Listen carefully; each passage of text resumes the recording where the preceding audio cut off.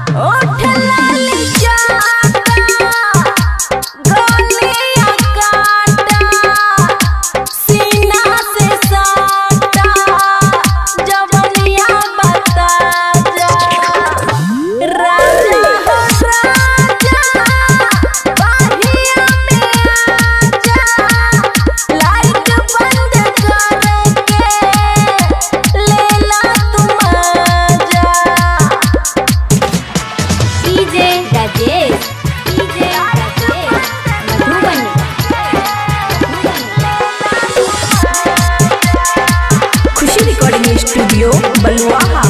बिछवना बितोर दा पिछला खेत तोड़ दा मोहब्बत के रसवा हमरा पॉकेट में घोर दा पॉकेट में घोर दा। दूर न रहा खारा गरम बाटे पारा साहत नहीं हो जा सहारा। राजा हो राजा बाहिया में आजा लाइट बंद करके लेला तुम आजा। डीजे राजेश मधुबनी।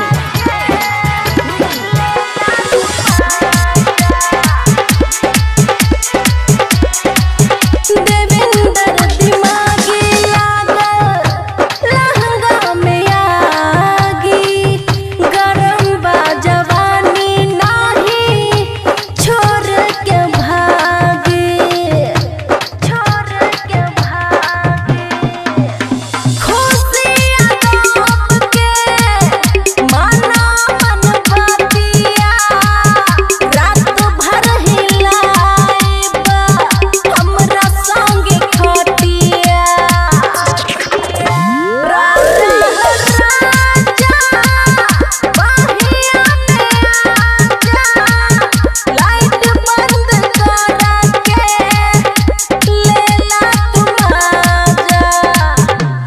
राजा हो राजा बाहिया में आजा लाइट बंद करके लेला तुम आजा।